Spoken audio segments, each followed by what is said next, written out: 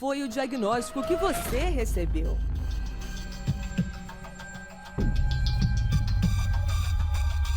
O choro talvez tenha sido a sua principal companhia. O seu salário já tem um destino certo, remédios e mais remédios.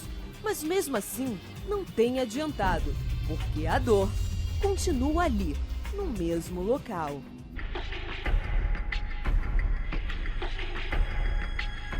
Dores de cabeça constante e aos poucos vai crescendo a intensidade e se torna uma enxaqueca. Pulso e mãos inchadas. Segurar um objeto é quase impossível. Esses são alguns dos sintomas provocados pela tendinite. A mudança de tempo é um grande vilão para uma pessoa que foi diagnosticada com rinite. E para a medicina, a cura ela não existe, apenas tratamentos para amenizar. Ela atinge mais de 16 milhões de brasileiros. Diabetes traz limitações e, em alguns casos, o uso da insulina é para sempre. Dores nos joelhos constante. Ficar em pé ou realizar movimentos bruscos é quase impossível. Trombose ocorre quando há uma má formação de um coágulo sanguíneo ou veias grandes nas pernas e nas coxas. E assim, a vermelhidão e o calor aparecem no local afetado. O incômodo é constante. Artrose é o desgaste da cartilagem que reveste as articulações, mais conhecidas popularmente como as juntas. A dor é principalmente no quadril. Piora ao andar, ficar sentado por muito tempo ou deitar sobre o lado dolorido. Remédios são usados como paliativos. Bronquite é um tipo de inflamação das vias respiratórias e quando a crise ocorre, a dificuldade para respirar é grande, podendo agravar e se tornar uma pneumonia. Asma, depressão, ansiedade, insônia, gastrite e anemia também estão incluídas nesta lista. Essas são as doenças consideradas normais pela população. Isso porque a sua causa não leva à morte. Mas em contrapartida, a debilidade é grande. Thaís sofre diariamente com a enxaqueca e conviver com a doença não tem sido fácil. É uma dor em forma de pontada, que dependendo da intensidade, pode me causar tanto episódio de náusea como de vômito e também hipersensibilidade à luz. Segundo a Organização Mundial da Saúde, a enxaqueca atinge 15% da população mundial. Só no Brasil, mais de 31 milhões de brasileiros sofrem com ela. Cristiane foi diagnosticada com uma doença. As dores são tão fortes que ela precisou ser afastada do trabalho. Ela tem, na verdade, uma hérnia de disco, né, que é uma saliência do disco que está comprimindo o nervo. E aqui a imagem da sua ressonância, aqui é você de perfil, Certo. que é a sua coluna. E aqui é um corte axial, tá? Certo. E aqui, não sei se você consegue ver, essa Sim. coisa preta aqui é a sua hérnia, tá vendo? Ela é bem grande. A cura para ela ainda não foi encontrada. Eu venho fazendo tratamento medicamentoso, venho fazendo fisioterapias, RPG, acupunturas, mas sem sucesso. De dezembro pra cá, minhas crises aumentaram muito. Mauro, marido de Cristiane, relata as debilidades que a doença causa na esposa. Hoje ela fica deitada. Quando muito eu pego ela na cama, ajudo e trago pro sofá. Aí tiro do sofá, levo pra cama. É a única posição que eu consigo ficar razoavelmente, né? Porque em pé eu corro risco de cair e dói. Sentada, já tem anos que eu não fico sentada mesmo.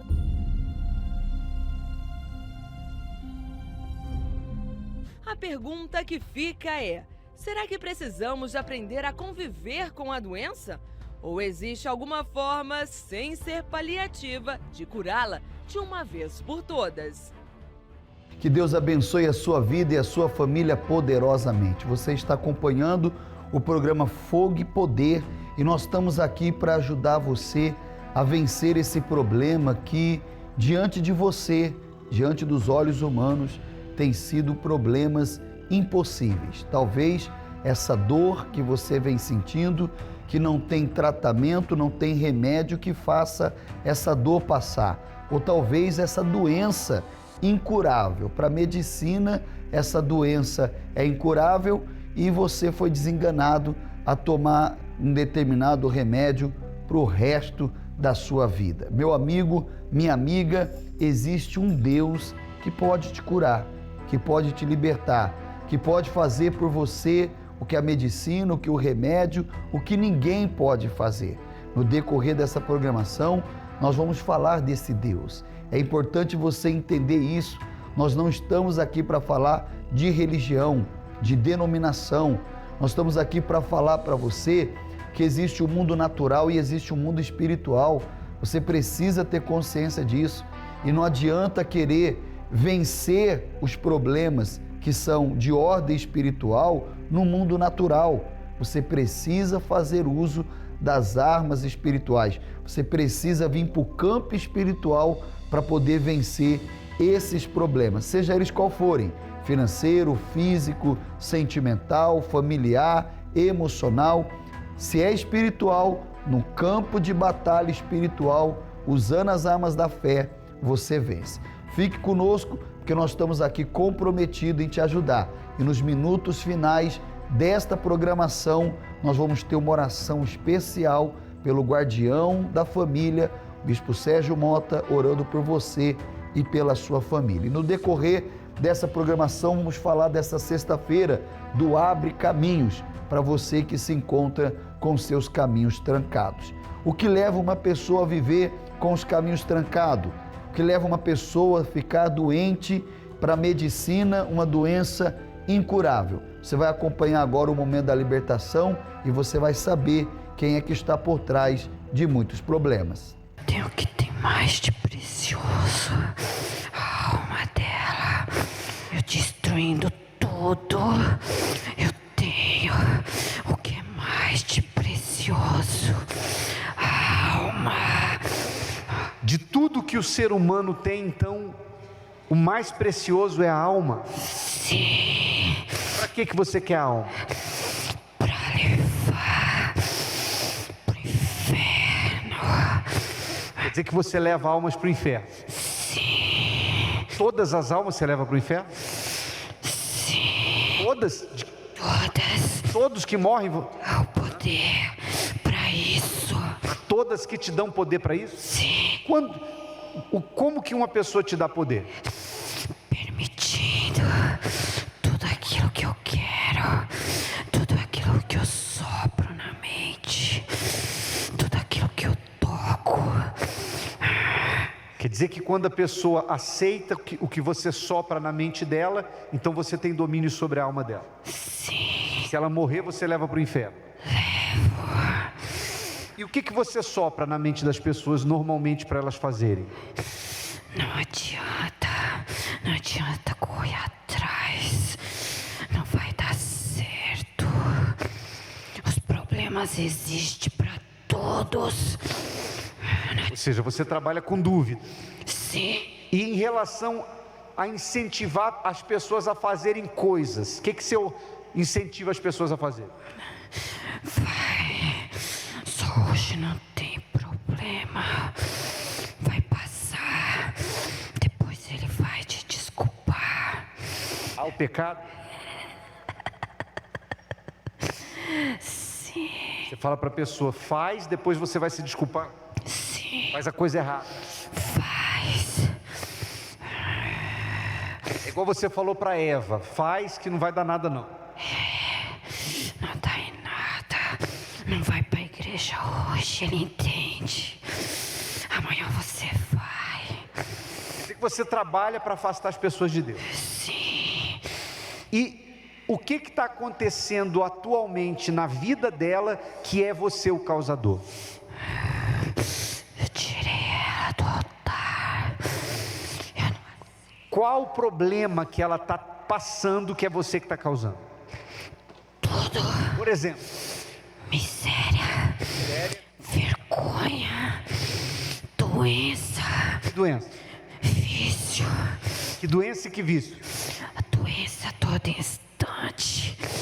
É gripe que não tem cura. É tosse. É criança no hospital. A todo... É gripe que não tem cura, tosse, é criança no hospital. Sim. Alergias. Alergia. Corpo. Pelo corpo. Todo. Então você é que causa isso. Igual em Jó, vocês tocaram dos pés à cabeça. Sim. Toca dos pés à cabeça. Sim. Diante do Espírito que habita em mim, toma o teu lugar, toma a tua posição. Como é que você tem que ficar? Vamos ver, pessoal.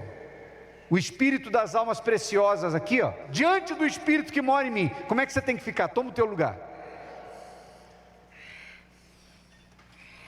Assim, ó. De joelhos, amém? Todo joelho se dobrará, toda língua confessará que Jesus é o Senhor. Ele é o Senhor.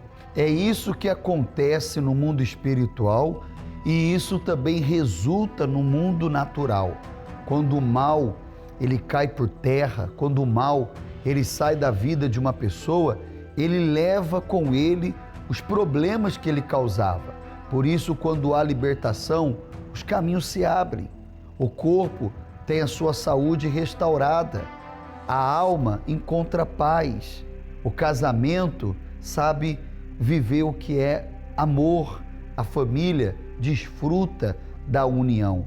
Por isso eu convido você para esta sexta-feira, sexta-feira de libertação, sexta-feira do Abre Caminho.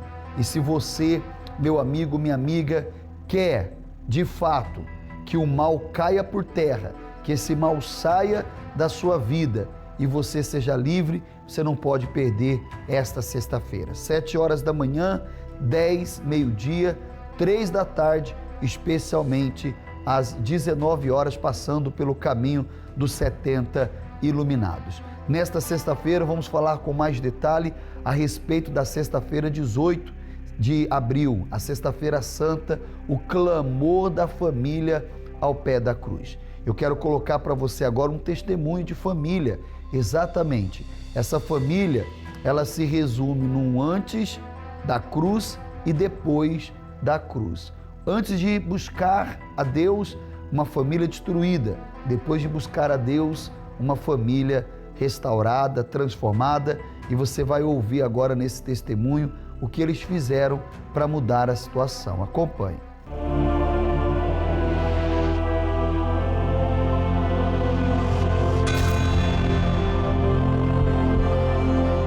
Meu nome é Clarenir, eu tenho 44 anos e antes de chegar na igreja, a minha vida era muito vazia.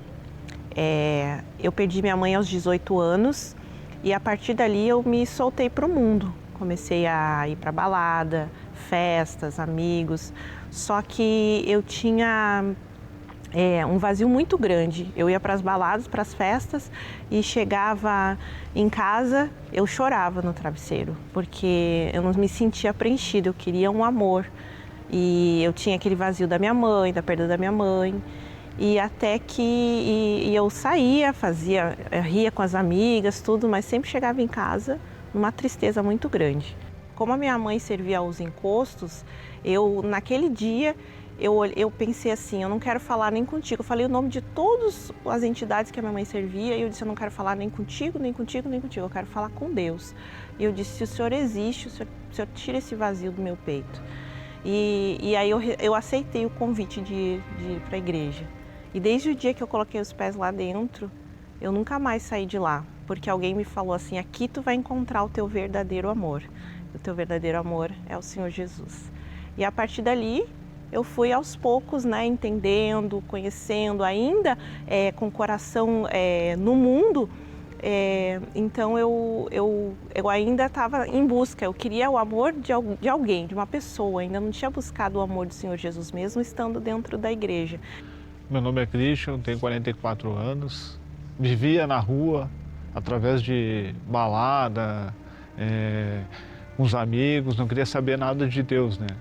Aí foi que eu conheci através de uma amiga minha, a minha esposa, né? Isso foi lá no ano de 2000. E a gente começou a se relacionar e ainda tinha aquele relacionamento do mundo ainda.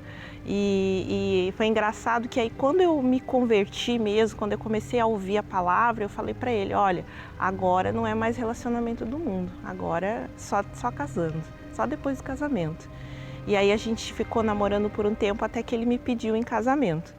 Aí ele pediu em casamento, a gente noivou, a gente fez tudo certinho, casou no papel, só ele não quis casar na igreja naquele momento. Mas a gente casou, aí foi morar junto, né, na casa da minha sogra. E até então eu firme na fé. Ele me levava na igreja até a porta da igreja, mas ele não entrava comigo. Eu só vou até aqui. Ou ele me buscava depois da reunião, mas ele não entrava na igreja. E a partir daquele momento eu ali na fé, lutando, crescendo espiritualmente e recebi o Espírito Santo, né? Tive um encontro com Deus. E ele cada dia mais difícil de aceitar a minha fé. Ele começou a ir para cima com tudo, assim. Tinha meses que ele era mais difícil de lidar, que ele chegava para mim e dizia, eu não quero mais que tu vá para a igreja, eu não vou botar os pés na igreja, tu vai para a igreja, leva o colchão já, que tu vai todo dia para a igreja. Era uma luta dentro de casa. Mesmo eu fazendo tudo certinho, eu ouvindo, né, como que tinha que ser uma esposa de Deus, uma mulher de Deus, fazendo tudo certinho com ele. Aí a gente teve a primeira filha, a nossa filha Isabela, e ele sempre vinha com muita chantagem emocional. Ele dizia assim, tu não vai cuidar da tua filha para ir para a igreja. Então era muito difícil, doía muito, mas eu não desisti da minha fé. E ali eu lutei com Deus. Não gostava muito da igreja, não gostava de vir na igreja, né? O que acontecia é que me batia quando chegava na porta da igreja, me batia um desespero de não querer entrar. Não querer entrar de jeito nenhum. E aí eu largava minha esposa lá e ia para casa. E quando terminava a reunião eu voltava para buscar ela, né? Então tinha um preconceito muito grande com a igreja, né? Que ele falou assim para mim, o meu esposo falou para mim, ou é eu ou a igreja. E eu disse para ele, não é a igreja, é o Senhor Jesus. E foi ele que morreu na cruz por mim. E ele disse, então acabou o nosso casamento. Só que eu tinha certeza que não tinha acabado. Deus tinha colocado uma certeza dentro de mim que a gente não ia se divorciar, que a gente não ia se separar. Esses 15 dias longe dela, aconteceu que eu fiquei muito triste, começou a bater tristeza por causa da minha filha, estava longe da minha filha, que ela era pequena, ela era criança ainda, bebê, né? Então aí eu liguei para ela voltar, e ela disse, ou tu aceita Jesus, ou a gente vai terminar aqui. Onde que eu comecei a mudar o meu conceito, né, sobre a igreja. Daí comecei a frequentar aos poucos. Nesses 15 dias que ela estava longe, os meus amigos que eu tinha na igreja, eles me convidavam para ir. Daí eu fui indo aos poucos, que foi até o dia que eu disse para ela, que eu liguei, no último dia dos 15 dias, eu liguei para ela, vem. Aí ela disse, eu vou voltar só se tu for continuar na igreja.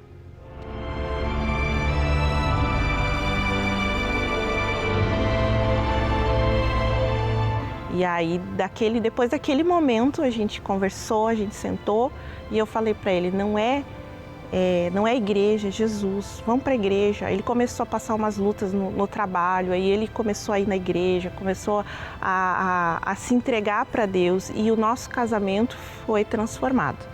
A partir daquele momento que ele nunca mais falou assim, o eu, a igreja, ele nunca mais colocou Deus nos dividindo, mas nos unindo. E aí, começando aí na igreja, eu comecei a conhecer a palavra começou a entrar em mim, né? Começou a mudar os meus pensamentos sobre a igreja. Aí foi que eu me batizei, né, na igreja também e comecei a ouvir mais, a frequentar mais, comecei a obedecer, né? E aí eu fiquei totalmente liberto daquilo que eu tinha um preconceito muito grande da igreja, né? Hoje o Christian é uma pessoa que saio para evangelizar, faço parte do EVG, evangelizo, né, as pessoas, mostro o meu casamento quando era antigo, hoje é uma benção, né? Então a gente começa a conversar com as pessoas, começa a mostrar para elas como a gente é transformado, se transformou. Como eu era antigo, era uma pessoa muito revoltada, hoje eu sou uma pessoa muito bem tranquila, uma pessoa que gosta de falar, conversar com as pessoas.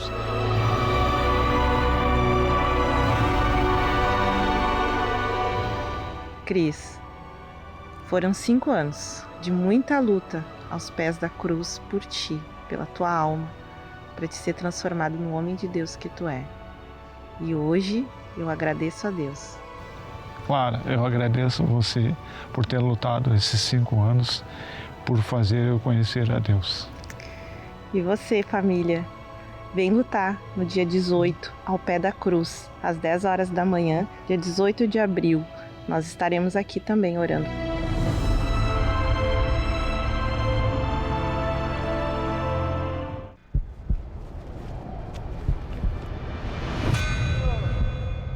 Depois da cruz. A história do mundo nunca mais foi a mesma.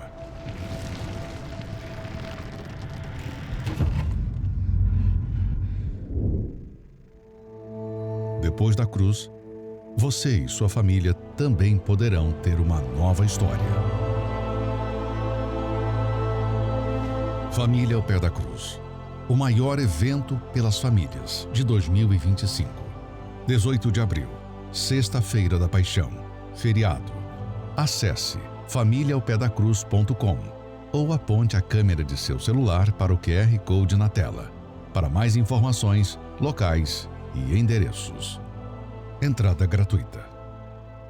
Está aí um convite especial para você, para a sua família. Esse casamento, essa família foi restaurada. O seu casamento, a sua família também pode ser. Você pode encontrar essa verdadeira paz, alegria, amor, união para o seu lar. Por isso, nessa sexta-feira, convide a sua família para estar neste evento, a família ao pé da cruz. Com certeza vai haver um antes e um depois também na sua vida, na história da sua família. Nós vamos ficando por aqui. Foi um prazer ter a sua companhia. Eu encerro aqui a minha participação, mas juntos vamos estar no momento de fé e esperança com o Bispo Sérgio Mota, momento de oração. Quando oramos, rompemos barreiras, anulamos o medo e vencemos qualquer obstáculo. Por isso, juntos vamos falar com Deus. Senhor, nosso Deus e nosso Pai, nós neste momento invocamos o Teu nome em favor, meu Pai, das famílias, dos lares, dos catarinenses, dos trabalhadores. Meu Deus, aqueles que têm saído logo cedo para o seu trabalho, aqueles que saem, meu Pai, em busca de um trabalho, deixar o seu currículo. Meu Deus, olhai para Santa Catarina. Olhai para aqueles que estão hospitalizados, para que haja cura. Meu Deus, a mãe que tem o filho nos caminhos tortuosos, estenda tuas mãos, meu Pai. São tantas aflições, dificuldades que assolam, meu Pai, o ser humano, que eu invoco o Teu nome junto com eles neste momento, para que o Senhor estenda a Tua mão e traga saúde, e traga paz, e traga prosperidade, abrindo portas no emprego, em nome de Jesus Cristo. E você que crê, diga graças a Deus. Guardião da Sagrada Família estará sempre na torre de vigia, orando e suplicando a Deus em favor da sua vida.